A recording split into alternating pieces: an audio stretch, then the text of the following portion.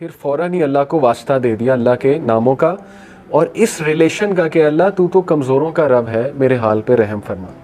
ऐसी दुआ अल्लाह को बड़ी पसंद है जिसमें अल्लाह के कोई ना कोई एट्रीब्यूट का जिक्र हो कि अल्लाह तू गफूर रहीम है, अल्लाह तू रास्ते खोलने वाला है, अल्लाह तू जब्बार है, तू मुसल्लत करने वाला है, अल्लाह तू कुन का कलमा कहने वाला है, मैं तेरे कुन का मुंतज़िर हूँ। ठीक है ना, इस तरह के अल्फाज जितना स्पेसिफिक होंगे, जितना अल्लाह से डिटेल में बात करेंगे, अल्लाह के एट्रीब्यूट्स का अल्लाह को वास्ता देंगे, अल्लाह बहुत खुश होंगे।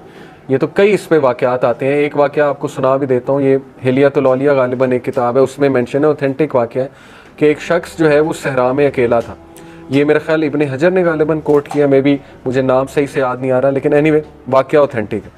उस शख्स को सहरा में डाकू मिल गए और वो बैंडिट्स मार देते थे, कत्ल कर देते थे, बड़े ख़तरनाक बैंडिट्स थे। तो वो जब बैंडिट्स ने उसे घेर लिया तो बैंडिट्स ने कहा कि हाँ जी क्या आखिरी ख्वाहिश है, ये तो तुम्हें पता है, मारना तो हमने तुम्हें है ही, चीज़ें तो तुम्हारी लेके। तो उसने कहा अच्छा मुझे ना 2 नफल पढ़ने दो। तो वो हंसे, उन्होंने कहा ठीक है पढ़ लो, 2 नफल से क्या होगा। तो आता है वाक़या कि उस शख्स ने सजदे में जाके अल्लाह को ऐसे नामों से पुकारा अल्लाह के कि फरिश्ता, चौथे आसमान का फरिश्ता रवायात में आता है, वो ज़मीन पर आया एक घोड़सवार का भेस करके।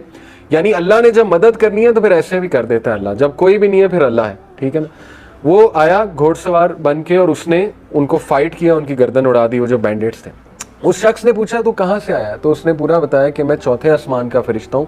जब अल्लाह को तीसरी बार तुमने इस तरह से पुकारा, बार बार पुकारा था, जब सजदे में तीसरी बार तुमने अल्लाह को उसके नामों के वास्ते दिए तो सारे फरिश्तों ने दौड़ लगा दी कि इसकी मदद के लिए हम जाएंगे। यानी अल्लाह ने अलाउ कर दिया कि अब कौन जाता है, सब ने रेस लगा दी। तो कहता है कि मैं सबसे पहले जीत गया तो मैं आ गया। अब ये वाक़े से भी क्या साबित होता है कि अल्लाह के एट्रीब्यूट से अल्लाह को पुकारा जाए। ठीक है, जैसे यहाँ पे वास्ता दिया हुआ। फिर अगेन शिकवा है, शिकायत है, शिकवा नहीं कहेंगे, एक इस सेंस की शिकायत है कि अल्लाह पे भरोसा बहुत है।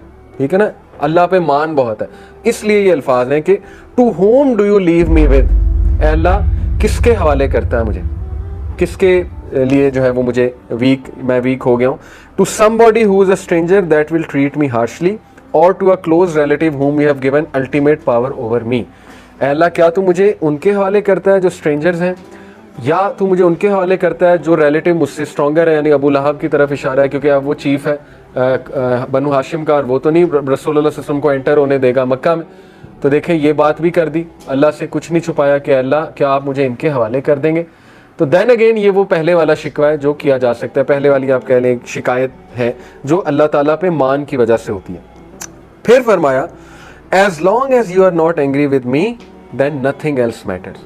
अगेन अल्लाह को ये फरमा दिया कि अल्लाह जब तक तू राजी है मेरे रब तो कुछ भी नहीं मैटर करता। यहाँ से साबित होता है कि ये दुआ का क्रक्स ये है कि अल्लाह ये सब कुछ जो मेरे साथ हो रहा है तो क्या ऐसा तो नहीं कि आप मुझसे नाराज़ हो गए। ये है असल में क्रक्स। ठीक है ना, यानी इतनी ह्यूमिलिटी अपनी ज़िंदगी में ह्यूमिलिटी लेकर आए।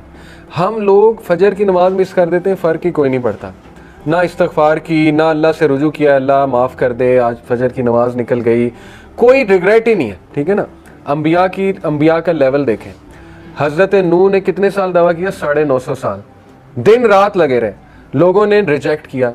सूरह नूह पढ़ लें, सूरह नूह में उनके अल्फाज हैं बेबसी के हज़रत नूह के कि अल्लाह मैंने इन्हें रात को बुलाया, दिन को बुलाया, मैंने इन्हें पीछे से बुलाया, आगे से बुलाया, कोई स्ट्रेटेजी नहीं छोड़ी मैंने, लेकिन अपनी कानों में उंगलियां दे लेते हैं, ये अपने जो है वो लिबास को यूं ऊपर ले आते हैं मौक करने के लिए कि हम नहीं सुन रहे। तो सारी बातें करके ये भी एक शिकायत का अंदाज़ है इन अ वेरी क्यूट सेंस कि अल्लाह मैंने सब किया है, देख लें इन लोगों ने मुझे ऐसे ट्रीट किया है, सब बातें कह के पता है क्या कहते हैं हज़रत नूह कि अल्लाह मुझे माफ़ कर दे, मेरे माँ बाप को माफ़ कर दे, और अगर मुझसे कोई गलती हुई है तो वो उसका जो है वो मुझे पकड़ ना कीजिए। ये ह्यूमिलिटी होती है। तो इसलिए अपने अंदर ह्यूमिलिटी लेकर आए। ठीक है ना, बहुत कोई अच्छा काम किया है तो इसी डर में रहें कि पता नहीं एक्सेप्ट होता है कि नहीं होता। अल्लाह से इस्तगफार करना, अल्लाह को खशियत वाले लोग पसंद है, और खशियत जितनी आप खशियत ना लानी पड़ती है।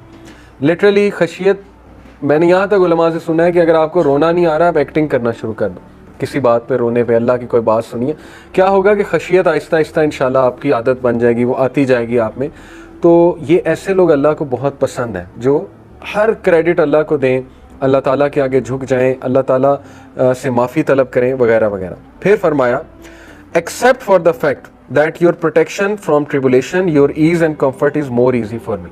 लेकिन अल्लाह ये बात दुरुस्त है कि अगर आप मेरे लिए ईज़ क्रिएट कर देंगे, कंफर्ट दे देंगे, तो ये मेरे लिए ज़्यादा पसंद की चीज़ है। अपनी ख्वाहिश भी बता दी, ठीक है ना। ये नहीं कि बंदा मुश्किल ही मांगे, बंदा आसानी मांगे, और आसानी मांगी हमारे नबी ने। O Allah, I seek refuge in your face that is the source of the light that gets rid of the darkness because of which this world is guided. फिर वास्ता दिया अल्लाह के फेस का कि अल्लाह तेरा चेहरा, उससे नूर आता है, वो नूर से तमाम डार्कनेस दूर हो जाती है। तो अल्लाह को कितने अल्फाज पसंद है। And I see important point है कि देखिए मुसलमान स्ट्रांग होता है, सिंपैथी अल्लाह से लेनी है हमें। होता क्या है, लोगों से आप बहुत सिंपैथी लेंगे ना, एक टाइम आएगा लोग आपके बारे में माइंड में रख लेंगे यार ये तो वीक सा है, दहमी है, ठीक है ना। ऑल्दो अच्छे लोगों से शेयर करना कोई हर्ज नहीं, सिंसियर लोग होते हैं, अच्छे लोग होते हैं, लेकिन अगर आपने ट्रूली स्ट्रांग बनना है अल्लाह के आगे रोएं। तो खैर ये जो दुआ है इस पे गौर करें। O Allah, to you I complain of my weakness of strength and my helplessness and loneliness before man. Allah मैं आपसे शिकायत करता हूँ। सबसे पहली बात कि इतना अल्लाह के साथ एफिलिएशन, इतना क्लोज रिलेशन, इतना भरोसा, इतना कॉन्फिडेंस कि अल्लाह को अपना दिल खोल के दे दिया। शिकायत दो तरह की होती है, इस दुआ से ये भी साबित होता है, ठीक है। जैसे हज़रत याकूब ने सूरह यूसुफ में आता है, इन्नमा अश्कू बस्सी व हुज़्नी इलल्लाह, बेशक मैं अपनी शिकायत, अपना शिकवा किससे करता हूँ? अल्लाह से। शिकायत ये जो पहली वाली है ना, ये तो जायज़ है। ये कौन सी वाली शिकायत है? और ये एसेंस ऑफ तौहीद है एक्चुअली, ठीक है, कि आप कंप्लेन करते हैं अल्लाह ताला से कि अल्लाह मैं बेबस हो चुका हूँ और आपकी मर्सी, आपकी हेल्प के बगैर मैं कुछ भी नहीं। और इसमें पता है कौन सा वाला एलिमेंट है? अब देखें रसूलुल्लाह सल्लल्लाहु अलैहि वसल्लम की सारी दुआ जब मैं आपको सुनाऊंगा, उसका क्रक्स ये है कि अल्लाह के नबी सल्लल्लाहु अलैहि वसल्लम इसलिए नहीं रो रहे थे कि उन पे बहुत ज़्यादा वो हुआ था जुल्म। असल में वो इस बात पे रो रहे थे, ज़्यादा परेशान थे कि ऐ अल्लाह कहीं आप तो नहीं नाराज़, कहीं ये पनिशमेंट तो नहीं है कि मेरे साथ इतना कुछ हो गया। ये असल में उसका जो है ना माखज़ है। यानी आप सोचें किस लेवल पे अल्लाह के नबी सल्लल्लाहु अलैहि वसल्लम का विजन और अल्लाह से ताल्लुक था कि अल्लाह ये हुआ है मेरे साथ तो मुझे समझ नहीं लग रही, कहीं आपकी नाराज़गी तो नहीं है, कहीं मुझसे कोई ख़ता तो नहीं हो गई, मुझसे कोई गलती तो नहीं हो गई। इस तरह की बात करना, ठीक है ना, और अल्लाह के सामने दिल खोल देना, ये तो एसेंस ऑफ तौहीद है। और इस तरह की शिकायत जो है वो जायज़ है। इसको शिकायत कह लें या कह लें कि अपना दिल खोल के बयान करना, ठीक है ना।